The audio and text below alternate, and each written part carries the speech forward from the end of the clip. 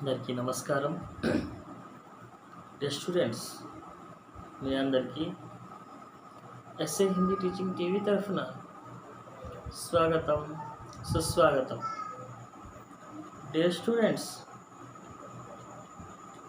పండిత్ దీన్ దయాళ్ ఉపాధ్యాయ్ గురించి నిన్న ఒక పాఠ చెప్పుకున్నాం. DPHS దక్షిణ భారత్ హిందీ ప్రచార సభ వాళ్ళ యొక్క రాష్ట్ర భాషా లెసన్లో భాగంగా పండిత్ దీన్ దయాళ్ ఉపాధ్యాయ్ గారి గురించి ఒక పార్ట్ నిన్న అయిపోయింది. ఇవాళ సెకండ్ పార్ట్ చెప్పబోతున్నాను. జాగ్రత్తగా వినండి. भारतीय जनसंघ की स्थापना डॉक्टर श्यामा प्रसाद मुखर्जी द्वारा वर्ष 1951 में की गई एवं दीनदयाल उपाध्याय को प्रथम महासचिव नियुक्त किया गया.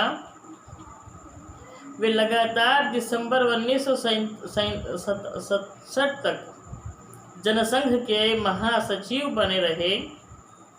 उनके कार्यक्षमता, खुफिया गतिविधियों और पूरी परिपूर्णता के गुणों से प्रभावित होकर डॉक्टर श्यामा प्रसाद मुखर्जी गर्व से कहते थे कि यदि मेरे पास 2 दीनदयाल हो तो मैं भारत का राजनीतिक चेहरा बदल सकता हूँ. परंतु अचानक वर्ष 1953 में डॉक्टर श्यामा प्रसाद मुखर्जी का असमय निर्धन से पूरे संगठन की जिम्मेदारी दीनदयाल जी ने उपाध्याय के युवा कंधों पर आ गई. इसी प्रकार उन्होंने लगभग 15 वर्ष तक महासचिव के रूप में जनसंघ की सेवा की. भारतीय जनसंघ के 14वें वार्षिक अधिवेशन में दीनदयाल उपाध्याय को दिसंबर 1967 को में कालीकट में जनसंघ का अध्यक्ष निर्वाचित किया गया. సాధారణంగా దీనదయాల్ ఉపాధ్యాయ గారు ఆర్ఎస్ఎస్లోకి వెళ్ళిపోయిన తర్వాత పరిస్థితి మారిపోయింది. అక్కడ కొంతకాలం కాన్పూర్లో చేస్తూ ఉన్నారు ఆ యొక్క ఆర్ఎస్ఎస్ ప్రచారం ఏదైతే ఉందో. ఆ తర్వాత శ్యామా శర్మ ముఖర్జీ గారి దగ్గర ఒక జాబ్లో పెట్టుకోవడం జరిగింది. ఆ జాబ్లో భాగంగా చాలా బాగా తన విధిని నిర్వర్తిస్తూ ఉన్నారు పండిత్ గారు. ఆ తర్వాత ఆయన చేసేటటువంటి పని ఏదైతే ఉందో దాన్ని మెచ్చి శ్యామా ప్రసాద్ ముఖర్జీ గారు ఒక మాట అనేవాళ్ళు, నా దగ్గర గనక పండిత్ దీన్ దయాళ్ ఉపాధ్యాయ లాంటి వాళ్ళు ఇద్దరు కనుక ఉన్నట్లయితే ఈ దేశం యొక్క రాజకీయ ముఖ చిత్రాన్నే మార్చేస్తాను అనేవాళ్ళంట. అంటే అంత నిజాయితీ పరులు, అంత పర్ఫెక్ట్ నిష్ఠులు, అంత గొప్పవాళ్ళ గురించి అంత గొప్పవాడు చెప్పాడంటే ఎంత గొప్ప విషయమో ఆలోచించాలి. అయితే అనుకోకుండా శ్యామా ప్రసాద్ ముఖర్జీ గారు చనిపోతారు. ఆయన స్థాపించినటువంటి అనేక విషయాలు, అనేక ఇవి అన్నీ కూడాను పండిత్ దీన్ దయాళ్ ఉపాధ్యాయ గారి కిందకు వస్తున్నాయి. ఆయన అధ్యక్షుడు అయిపోతారు. ఆ తర్వాత ఏం జరుగుతుందో ఒక్కసారి ఆలోచిద్దాం.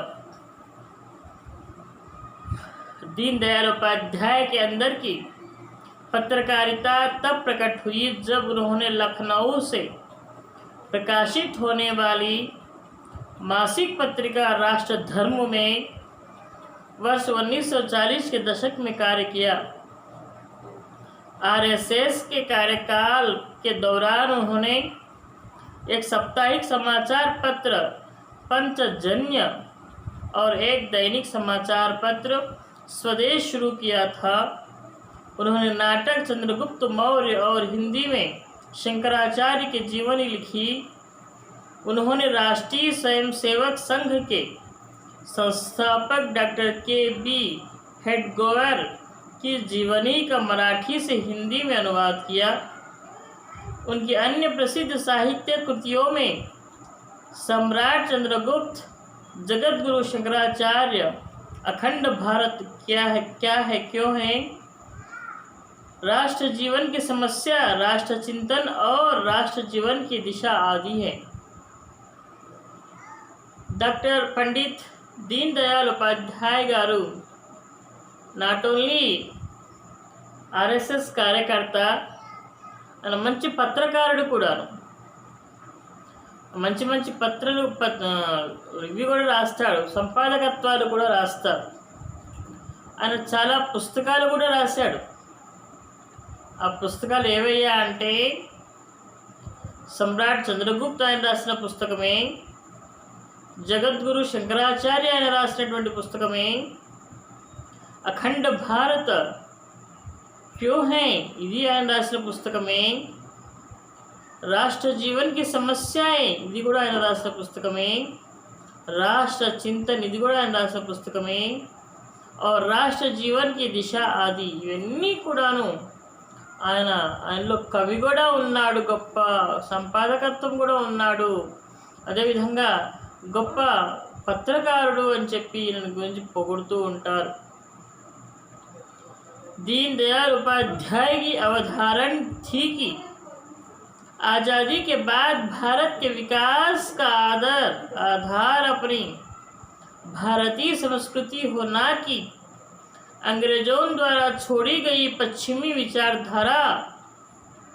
हालांकि भारत में लोकतंत्र आज़ादी के तुरंत बाद स्थापित कर दिया था, परंतु दीनदयाल उपाध्याय के मन में यह आशंका थी कि लंबे वर्षों की गुलामी के बाद भारत ऐसा नहीं कर पाएगा। उनका विचार था कि लोकतंत्र भारत का जन्मसिद्ध अधिकार है, न कि पश्चिमी अंग्रेजों का एक उपहार। वे इस बात पर भी बल दिया करते थे कि कर्मचारियों और मजदूरों को भी सरकार की शिकायतें के समाधान पर ध्यान देना चाहिए।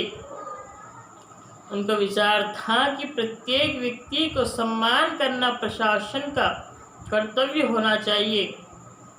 उनके अनुसार लोकतंत्र अपने सीमाओं से परे नहीं जाना चाहिए और जनता की राय उनके विश्वास और धर्म के आलोक में सुनिश्चित करना चाहिए। जो बच्चों में अभी जो मैं बताया था आपको, ये सब चीज़ें जो है अपने పండిత దీన్ దయాళ్ ఉపాధ్యాయ గారు చాలా కూలంకషంగా ఇవన్నీ జరగాలి, ఆంగ్లేయుల నుంచి మనం ఇవి నేర్చుకోవాలి, ఆంగ్లేయులు మనకు ఇవి వదిలిపెట్టిపోయారు, ఆంగ్లేయులు పురాలతో తరివి కొట్టాం, కానీ ఇలాంటి ఇంకా మనం చేర్చుకోవాల్సింది చాలా ఉన్నాయని చెప్పి దీన్ దయాళ్ ఉపాధ్యాయ గారు చెప్తూ ఉన్నారు. दीन दयाल द्वारा स्थापित एक आत्म मानववाद की अवधारणा पर आधारित राजनीतिक दर्शन भारतीय जनसंघ वर्तमान भारतीय जनता पार्टी की देन है। उनके अनुसार एकात्मा मानववाद प्रत्येक मनुष्य के शरीर मन बुद्धि और आत्मा का एक एकीकृत कार्यक्रम है। उन्होंने कहा कि एक स्वतंत्र राष्ट्र के रूप में भारत पश्चिमी अवधारणाओं जैसे व्यक्तिवाद, लोकतंत्र, समाजवाद, साम्यवाद और पूंजीवाद पर निर्भर नहीं हो सकता है।